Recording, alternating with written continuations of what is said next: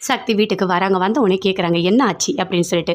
உடனே அவங்க அப்பா, அம்மா எல்லாருமே வெளிய வந்துட்டாங்க. வந்த உடனே கேட்குறாங்க, "இங்கே ஒண்ணும் இல்ல." அப்படின்னு சொல்லிட்டு. "எதுக்காக ஏன் வந்திருக்க?" அப்படின்னு சொல்லிட்டு அவங்க அப்பா கேட்குறாரு. "அப்பா என்னப்பா பேசுறீங்க? செல்வி ஏதோ ஃபோன் பண்ண பதட்டத்தோட ஃபோன் பண்ண மாதிரி இருக்கு. அதுக்கப்புறம் எதுவுமே சொல்லல. என்ன ஆச்சோ ஏதாச்சோ நான் வந்தேன். நீங்க என்னப்பா இப்படி சொல்றீங்க?" அப்படின்னு சொல்லிட்டு சக்தி கேட்குறாங்க. "இங்க பாரு, உனக்கு கல்யாணம் ஆயிடுச்சு. உன் புருஷனோட நீ இருக்க. சும்மா சும்மா இங்க வரக்கூடாது.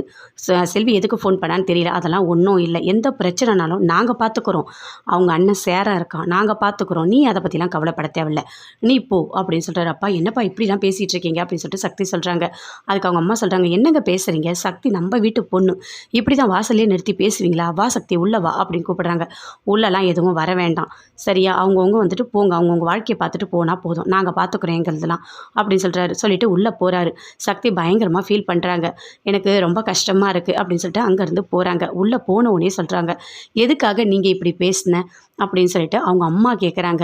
"என்னதான் இருந்தாலும் சக்தி இங்கே தானே வாழ்ந்தா, இங்கே தானே இருந்தா. அவள் ஒரு பிரச்சனைன்னு வீட்டுக்கு வந்தா, அவகிட்ட எதுவுமே சொல்லாமல் அனுப்புற?" அப்படின்னு சொல்லிட்டு கேட்குறாங்க. "இங்கே பாருங்க, நடந்த எல்லாத்தையுமே சக்திக்கு தெரிஞ்சால் பெரிய பிரச்சனையாயிடும். கண்டிப்பாக சொல்லக்கூடாது. அதுவும் வேலு இன்னும் கோவக்காரன். ஏதாவது பண்ணிட்டா பெரிய பிரச்சனையாயிடும். யார் சரி பண்ணுறது இதெல்லாம்?" அப்படின்னு சொல்கிறாரு. "நம்ம பிரச்சனையை நாமளே தீர்த்துக்கலாம். இது எல்லாமே நான் நல்லதுக்கு தான் பண்ணுறேன்." அப்படின்னு சொல்லிட்டு சக்தியோட அப்பா சொல்கிறாரு. சக்தி பயங்கரமாக ஃபீல் பண்ணிக்கிட்டே வராங்க. அழுகுறாங்க. அழுத உடனே வேலு கேட்குறாரு, "நீ அங்கே பேசுனது எல்லாத்தையுமே நான் கேட்டுட்டு தான் இருந்தேன். எனக்கும் கஷ்டமாக தான் இருந்தது."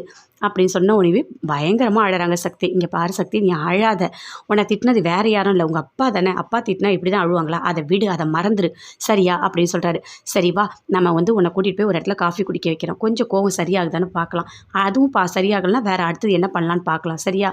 அப்படின்னு சொல்லிகிட்டே இருக்கிற. "உன் முட்டைக்கண்ணை காட்டாது, எனக்கு ரொம்ப பயமாக இருக்குது. உண்மையாகவே எனக்கு பயமாக இருக்குது சக்தி. தயவு செய்து அமைதியாயிரு." அப்படின்னு சொல்கிறாரு. உடனே சக்தி சிரிக்கிறாங்க. "ஐயோ என் பொண்டாட்டி சிரிச்சிட்டான்னு சொல்லிட்டு ரோட்லேயே சொல்கிறாரு. "சரி வா சக்தி, போயிட்டு உனக்கு நான் டீ வாங்கி தரேன் வா." அப்படின்னு சொல்லிட்டு கூட்டிகிட்டு போகிறாரு. சக்தி பயங்கரமாக அழுதுகிட்டே அப்படியே போகிறாங்க வேலு கூட. செல்விக்கு ஃபோன் பண்ணுறான். ஃபோன் பண்ணி சொல்கிறான், "என்ன நான் சொன்னதெல்லாம் உங்கள் அப்பாவுக்கு ஞாபகம் இருக்கா என்ன? கண்டிப்பாக உன்னை எனக்கு கல்யாணம் பண்ணி கொடுக்கணும்." அப்படின்னு சொல்கிறான். அதை கேட்டோடனே அப்படியே ஃபோனை கட் பண்ணிட்டாங்க. என்ன ஃபோனை கட் பண்ணிட்டாங்க அப்படின்னு சொல்லிட்டு அப்படியே யோசிச்சுட்டு இருக்காங்க. இப்போ என்ன பண்ணுறது? என்னால் தானே இவ்வளோ பிரச்சனை, நான் தான் எல்லாத்துக்குமே காரணம் அப்படின்னு சொல்லிட்டு செல்வி பயங்கரமாக அழறாங்க. "என்னால் தான் அக்காவுக்கும் பிரச்சனை, அப்பாவுக்கும் பிரச்சனை. வீட்டில் இருக்க யாருமே நிம்மதியாக இல்லை. என்ன பண்ணலாம்? இனிமேல் நாம் வீட்டில் இருந்தால் நல்லது கிடையாது." அப்படின்னு சொல்லிட்டு ஒரு லெட்டர் எடுக்கிறாங்க. எடுத்து எழுதுறாங்க. "அப்பா என்னால் தானே இவ்வளோ பிரச்சனை வருது. அவன் என்னை வச்சு தானே பிளாக்மெயில் பண்ணிகிட்டு இருக்கான். அக்கா நல்லா இருக்கணும், நீங்கள் நல்லா இருக்கணும். நான் வீட்டில் இருந்தால் தானேப்பா உனக்கு பிரச்சனை. நான் வீட்டிலேயே இல்லைப்பா. இனிமேல் நான் உயிரோடு இந்த உலகத்தில் இருப்பானா என்னன்றது எனக்கே தெரியாதுப்பா. நான் இந்த வீட்டை விட்டு போகிறேன். நீங்கள் எல்லாம் சந்தோஷமாக இருந்தால் போதும். அக்காவும் நிம்மதியாக இருக்கணும், நீங்களும் நிம்மதியாக இருக்கணும். என்னால் இந்த வீட்டோட நிம்மதி கண்டிப்பாக போகக்கூடாது." அப்படின்னு சொல்லிட்டு லெட்டர்லாம் எழுதி வைக்கிறாங்க. எழுதி வச்சுட்டு அங்கேருந்து வீட்டை விட்டு அப்படியே வெளியே போகிறாங்க. வீட்டில் எழுந்துக்கிறாங்க. எழுந்த உடனே எங்கே போச்சு செல்வி அப்படின்னு சொல்லிட்டு சுற்றி தேடுறாங்க. "எனக்கா வீட்டில் எங்கேயுமே இல்லைங்க செல்வி." அப்படின்னு சொல்லிட்டு அவங்க அம்மா சொல்கிறாங்க. "என்ன ஆச்சு? எங்கே போயிருப்பா? இங்கே தான் எங்கேயாவது இருப்பா பாரு நல்லா." அப்படின்னு சொல்லிட்டு அவங்க அம்மா அப்பா 2 பேருமே எல்லாருமே சேர்ந்து தேடுறாங்க. "இல்லை செல்வி வீட்டில் இல்லை." "சரி அவங்க ஃப்ரெண்டுக்கு யாருக்காவது ஃபோன் பண்ணி கேளுங்க." அப்படின்னு சொல்கிறாங்க. உடனே சேரனா அவங்க ஃப்ரெண்டுக்கெலாம் ஃபோன் பண்ணுறாரு. "இல்லையே செல்வி இங்கே வரவே இல்லையே." அப்படின்னு சொல்கிறாங்க. "என்ன செல்வி அங்கே எங்கேயுமே போகலையாம்ப்பா?" அப்படின்னு சொல்கிறாரு. "ஐயோ என்ன ஆச்சுன்னு தெரியலையே." அப்படின்னு சொல்லிட்டு வீடு ஃபுல்லாக தேடுறாங்க.